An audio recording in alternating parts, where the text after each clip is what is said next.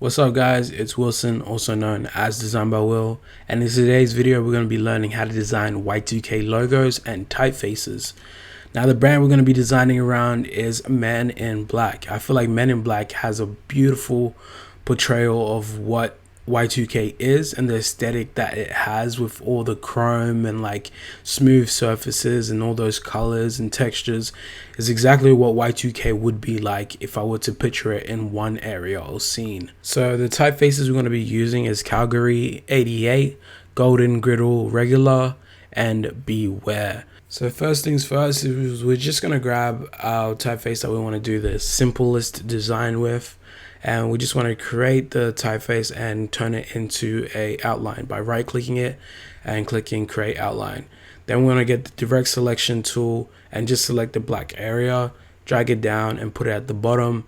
Having a word split up or a phrase split up makes the design look more dynamic than just having it across, and it also makes the word shorter. You want to compact it as much as you can because Y2K types, you don't want it to be very long because it looks ugly when it's extremely long. So Men in Black is a very long phase, so if we can just push that into one little section, then that's a lot better. I'm just going to be opening my Oasis Planet pack, and I'm just going to be using one of the star icons to design this. It's very simple. Just place the star icon in front of the typeface, and then I'm just going to duplicate it multiple times in random areas just to make it look cool. So whatever feels best. I usually have a maximum of 3 when I'm doing these simple ones because you don't want to overdo it or overcomplicate it. And you just want to change it to a different color so you can see and make sure that those stars are on top and not behind the Men in Black. I'm actually going to just change this color to pink because I want to display the pink and brown colorway that's very popular at the moment, especially since Travis Scott did it with most of his merch and his clothing, that real brown and pink. I don't know why everybody's going crazy over those colors. Then we're just gonna group by pressing Command G or right clicking and pressing group. Then we're gonna duplicate it by selecting the whole object, then pressing start or option and then dragging. Then you want to go to object path, then offset path. This is the key to Y2K logo.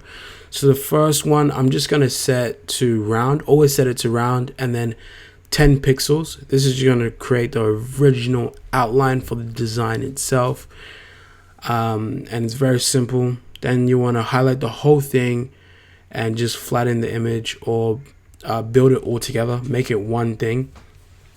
And then basically you just want to grab the design and place it on top, or just change the color first so you ensure that the colors aren't matched up and you can actually see the design. We're going to make it black because we're going to make it look like it's a drop shadow.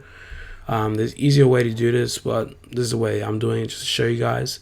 We want to line these things up perfectly, so just make sure you do that using those align tools built into Illustrator, which are perfect. Then basically you want to duplicate the text again, and then we're going to do the same thing. We're going to go to object path, offset path, but this time we're going to set it to 60.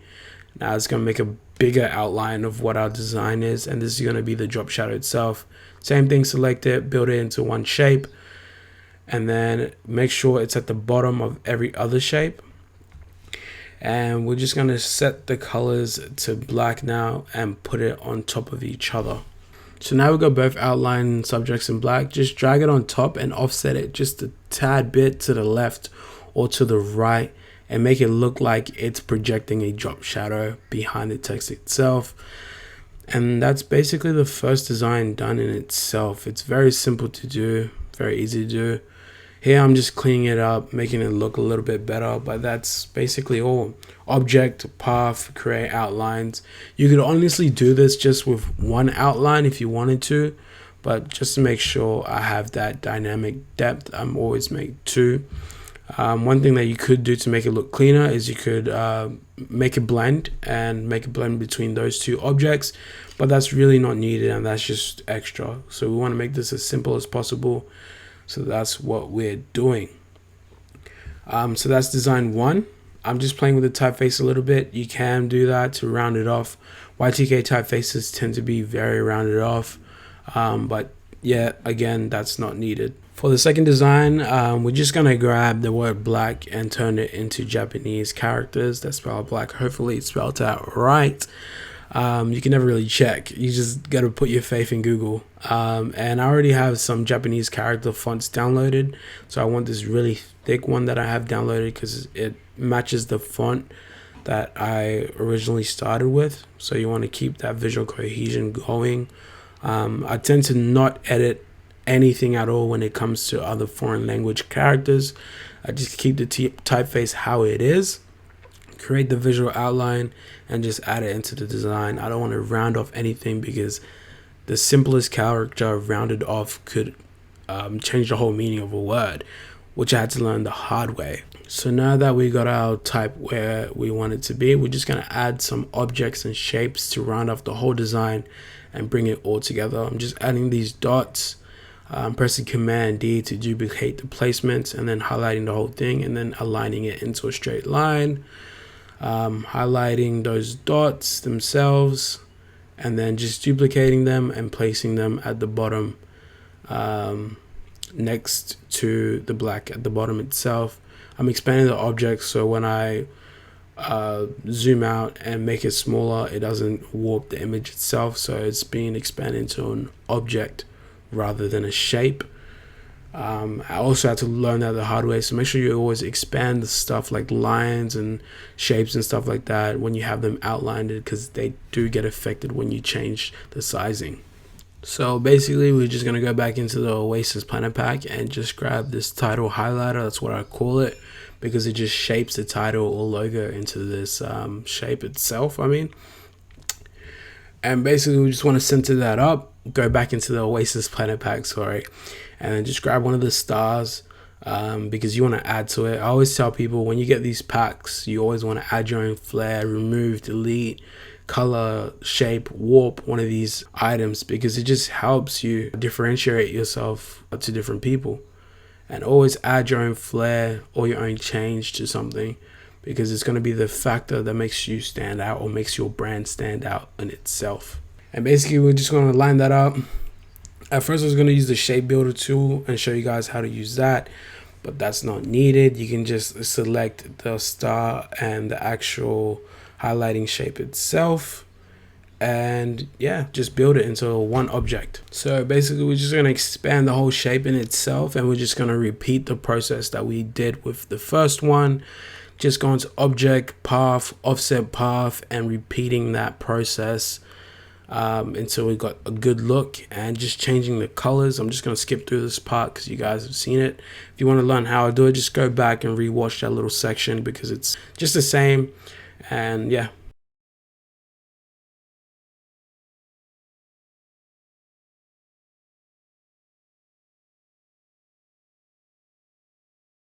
So basically after we have that, we're just gonna outline the actual offset path object itself. Just add some more flair to the design, and then we're going to change the typeface to match the outline.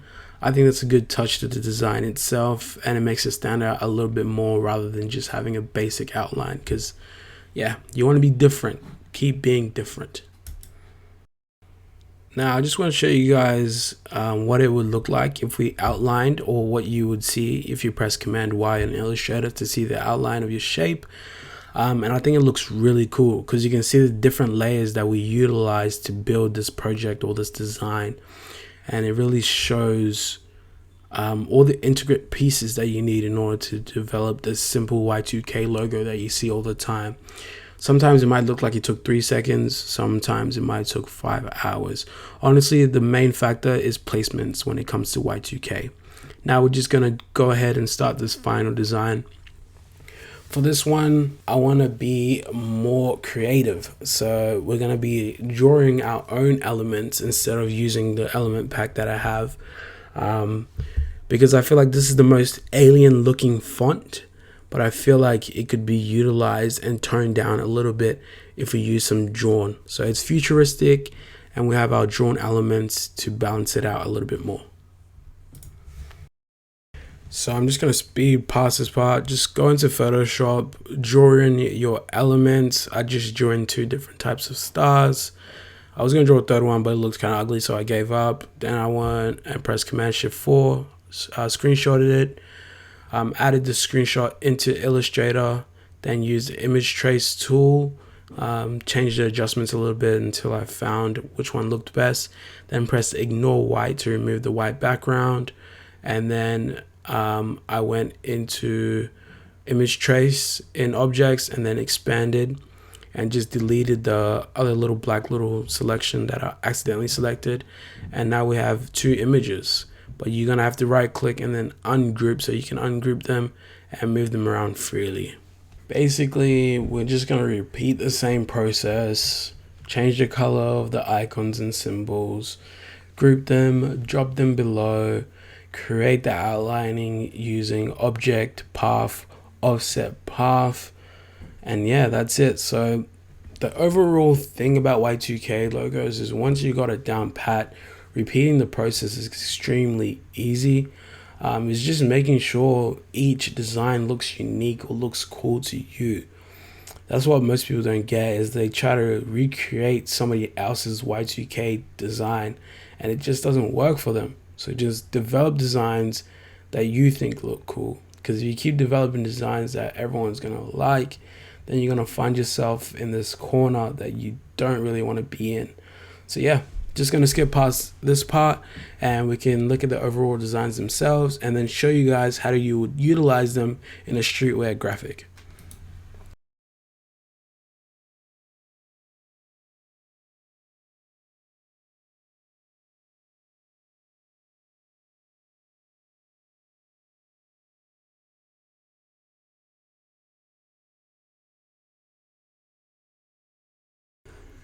So now that we got our designs ready, we're just basically gonna be using these designs themselves and turning them into a brand or t-shirt design, I guess.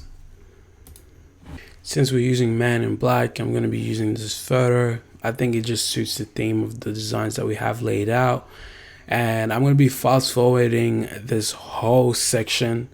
If you guys want me to slow it down in a later video or show you guys in depth how I did this whole design, let me know in the comments down below and I can do that for you. But without further ado, let's get straight into the design. So basically what I'm doing for this design is I'm just going to get elements that I utilize in the actual Y2K logos and place them into the design, add some textures and some styles using the style pack on my website, and also playing around with colors and gradients to make that look. Eventually I just make the design black and white because I feel like color didn't really match the design that I was going for, or the name Man in Black. Make a colorful Man in Black design doesn't really add up. But overall, this design did take me a little while because I wanted it to be perfect and I kept adding and adding, and it wasn't until I took away from the design itself that it made a lot more sense. The effect that you see with like the glass blurring or whatever, it's actually just a visual style in Photoshop. If you go to effects and gallery, I guess, style gallery, you can pick the style. It's called blurred glass or glass, and it looks really cool, especially when you put the threshold and you make it black and white. For this design project, I also used grids just to lay out the whole design and add different elements into the design itself.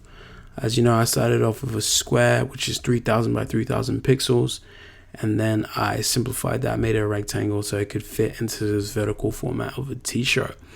So let me know what you guys think of the overall design. Give this one a solid 7 out of 10. Not my best work, but the typefaces and logos are straight fire, so that's a 10 out of 10 for me. And comment in the description which one's your favorite. I see you guys when I see you. Peace. Bruh, I just realized I spelled black wrong on the main typeface, bro. I just wanted to point it out before you guys notice, but hey, it's a happy mistake because it still spells black and it looks pretty sick. But anyway, enjoy the video.